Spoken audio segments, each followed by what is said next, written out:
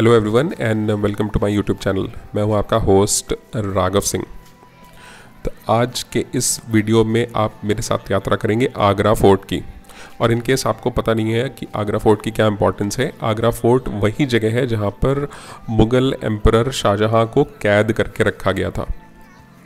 तो जी हाँ, जब ताजमहल बना था और जब ताजमहल बनकर कंप्लीट हुआ था तो शाहजहां के बेटे औरंगजेब ने एम्परर शाहजहां को कैद करके रखा था। तो वो इसी जगह रखा था, जिसको कि आप देखेंगे इस वीडियो में।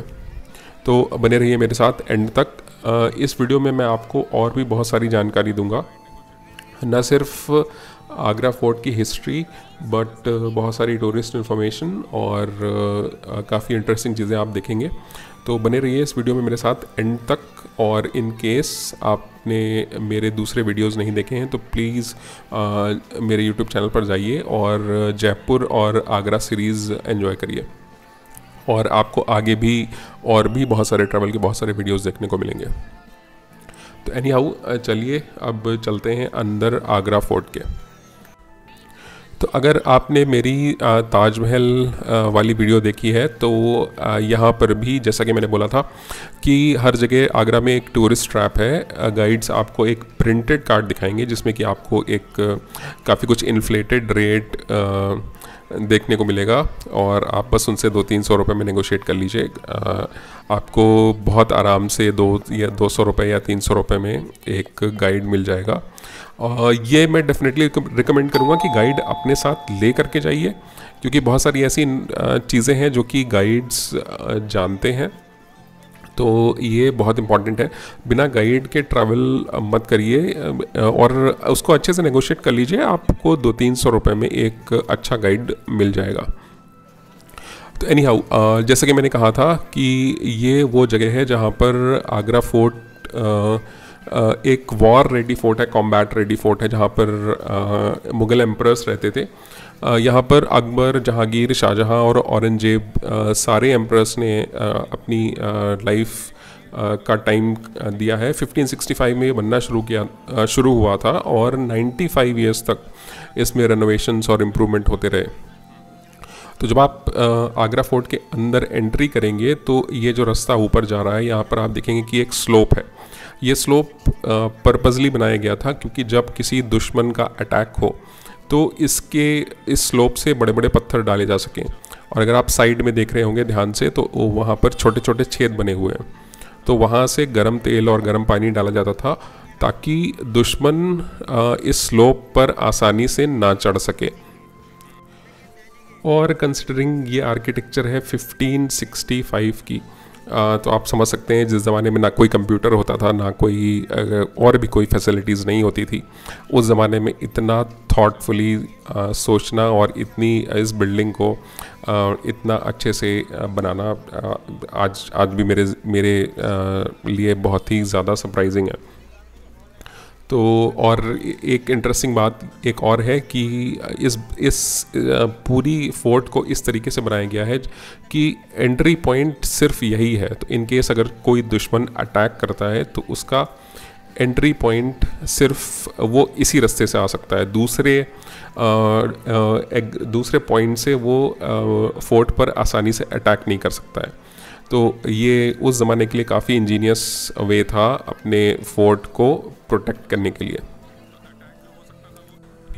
तो अब तक आपने ये भी गेस कर लिया होगा कि अगर दुश्मन के घुसने के लिए भी एक ही रास्ता है तो आपके लिए घुसने के लिए एंट्री और एग्ज़िट का सिर्फ यही रास्ता है।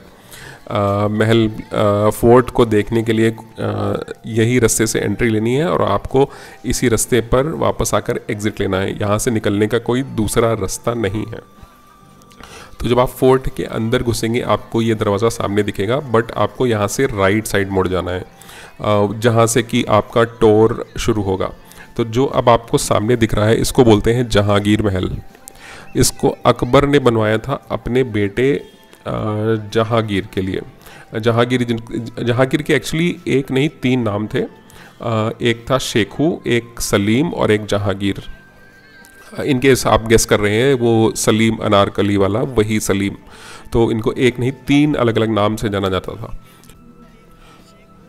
तो ये जो सामने महल है इसको बोलते हैं जहांगीर महल। जैसा कि मैंने बोला, इसको एम्परर अकबर ने बनवाया था, मुग़ल एम्परर अकबर ने। और जब आप थोड़ा सा आगे बढ़ेंगे तो आपको यहाँ पर एक बहुत बड़ा सा बाथ टब दिखेगा। ये बाथ टब, अगर आप मेरी वीडियोस देखते हैं तो आपने जयपुर सीरीज़ में देखा होगा आमेर फोर्ट। तो जयपुर के जो महाराजा थे राजा मान सिंह, वो एक्चुअली जहांगीर के मामा थे। तो राजा मान सिंह ने, जो जयपुर के राजा थे, उन्होंने जहांगीर के लिए ये बड़ा सा बाथ टब गिफ्ट में भेजा था। इसमें कुछ स्टेयर्स हैं अंदर बाहर के, ये मुझे ये नहीं पता, बट इसमें जैसा कि पुराने ज़माने में जो आर्किटेक्चर होता था, इसमें सब गोल्ड और ये सब की सजावट थी। बट जब अंग्रेज़ भारत आए और उन्होंने उसमें से सब जितना गोल्ड था वो सब निकाल करके अपने साथ ले गए।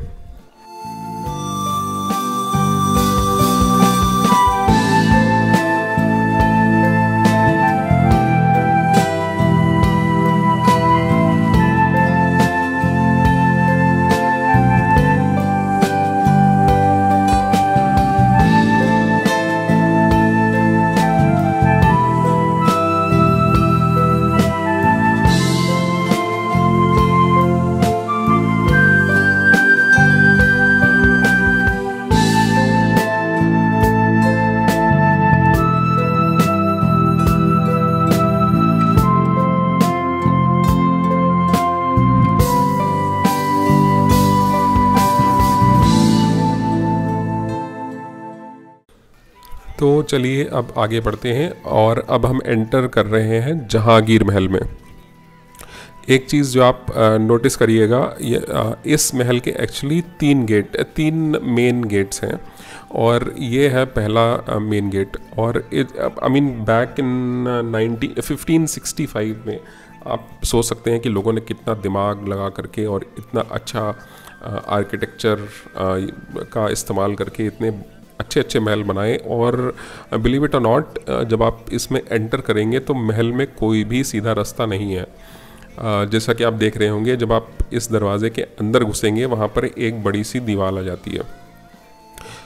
ये पर्पसफुली बनाई गई है, इसको इस वजह से बनाया गया है ताकि दुश्मन का जब भी अटैक हो तो ऑब्वियसली सिर्फ फुट सोल्जर्स अटैक नहीं करते हैं, उसमें घोड़े और हाथी भी होते हैं।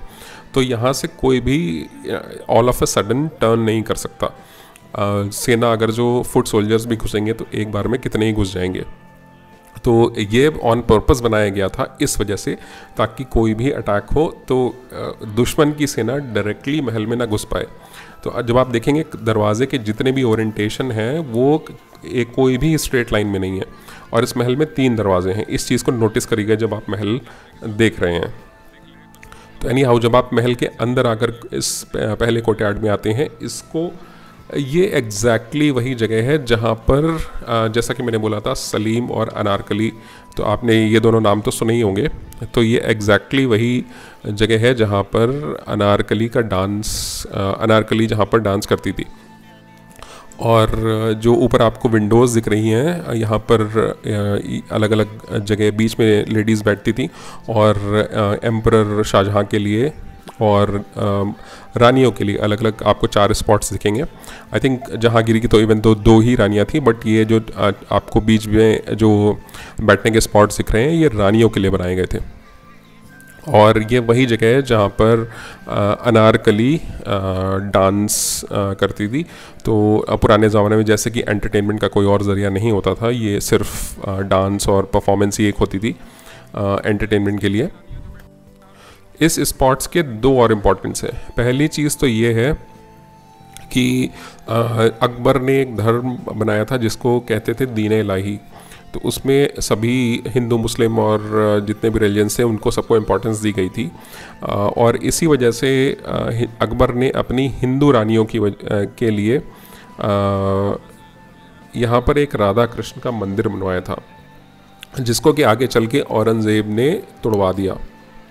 और दूसरी इम्पॉर्टेंट चीज़ ये है कि यहाँ पर एक लाइब्रेरी भी हुआ करती थी। तो जो एम्परर जहांगीर था वो यहाँ पर बैठकर उसको पढ़ने का लिखने का बड़ा शौक़ था, तो वो यहाँ पर बैठकर पढ़ा लिखा करता था। जहांगीर वही है जो जिसको कि हम लोग सलीम और शेखू के नाम से भी जानते हैं। तो चलिए अब एंटर करते हैं महल के अंदर।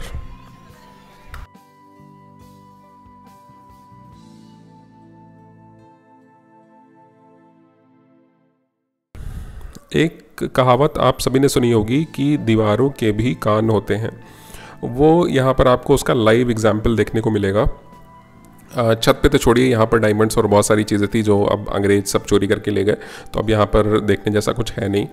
लेकिन एक चीज़ है जो कि आप अभी भी ट्राई कर सकते हैं, वो ये है कि कॉर्नर में खड़े हो जाइए। जैसा कि आप देख रहे होंगे कुछ लोग कॉर्नर में खड़े हैं और वहाँ पर दीवार में विस्पर कर रहे हैं, तो दूसरी साइड जो आपका पार्टनर खड़ा हुआ है उसको बिल्कुल क्लियर वॉइस सुनाई देगी।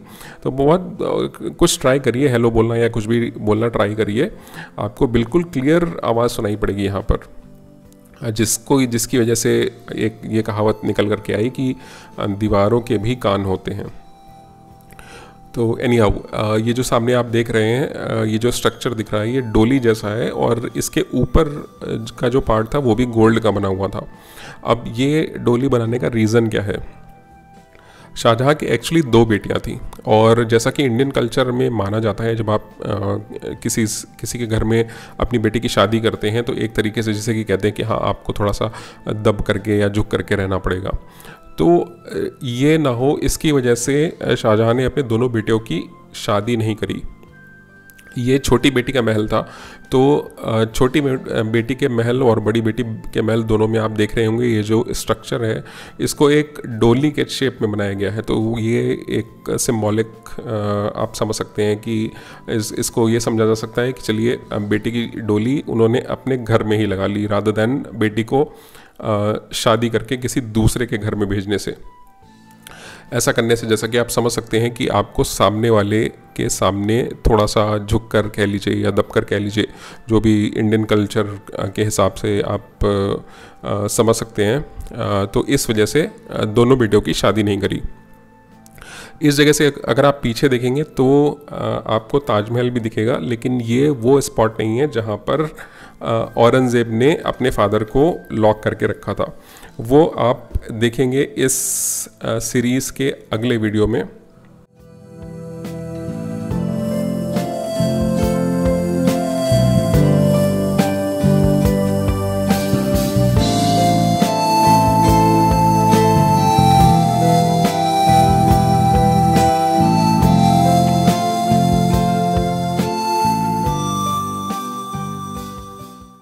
तो चलिए अब मैं आपको दिखाता हूँ कि शाहजहाँ का बेडरूम कैसा दिखता था। तो जैसा कि वीडियो में मैंने आपको पहले भी बताया कि महल के जो और भी हिस्से थे वहाँ पर भी प्रेशियस मेटल और गोल्ड इन सब चीज़ों की सजावट थी, वो यहाँ पर भी बहुत ज़्यादा थी। लेकिन अंग्रेज़ सारे जितने भी प्रेशियस मेटल और गोल्ड था वो अपने साथ ले गए। तो अब ऑब्वियसली देखने में तो वो अब ऐसा नहीं दिखता है, लेकिन पुराने ज़माने में बहुत ही कम लाइट में इसको इस हिसाब से डिज़ाइन किया गया था कि जरा सी लाइट में ही ये पूरा रूम बहुत ब्राइट और बहुत ज़्यादा देखने में अट्रैक्टिव लगता था ड्यू टू प्रेशियस मेटल और गोल्ड। और ये जो बीच में आपको हुक्स दिख रहे हैं ये फ़ैन के लिए यूज़ होते थे, ताकि वो जो पुराने ज़माने में जो रस्सी वाला पंखा था वो चलाया जा सके।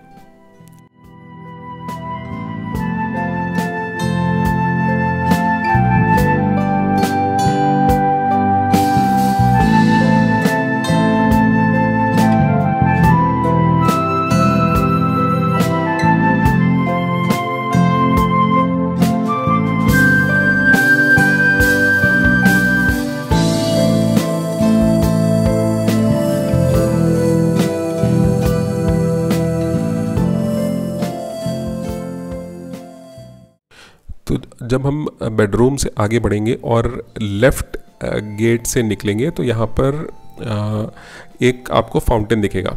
इस फाउंटेन में उस ज़माने में परफ्यूम्ड वाटर, जैसे कि खुशबू डाली जाती थी रोज़ की या जिन चीज़ों की भी, तो जिसकी खुशबू इस कमरे इस बेडरूम तक आए। और ये जो पानी का जो सोर्स है, अगर आप देख रहे होंगे कि यहाँ पर एक फाउंटेन लगा है, इस पानी को ऊपर से डाला जाता था। इसका टैंक एक लेवल ऊपर जाके था जहाँ पर वाटर सप्लाई थी, और वहाँ से पानी को छोड़ा जाता था। तो जब पानी वो रश होकर के यहाँ पर आता था परफ्यूम में मिक्स होकर के, तो पूरे एनवायरनमेंट में काफ़ी अच्छी खुशबू आती थी।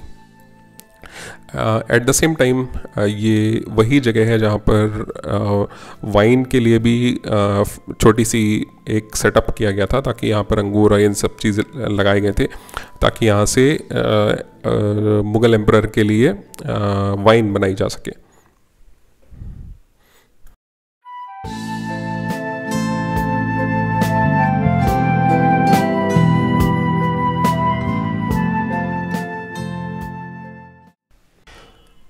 तो अब हम वीडियो के एंड में आ रहे हैं, और ये था आगरा फोर्ट का video part 1।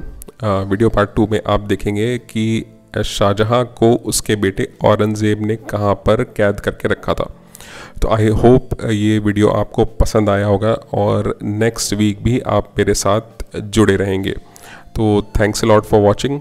Please don't forget to like and subscribe, और मैं मिलूँगा आपसे अगले हफ्ते। Thanks a lot for watching. मैं हूँ आपका host Raghav Singh. See you next week.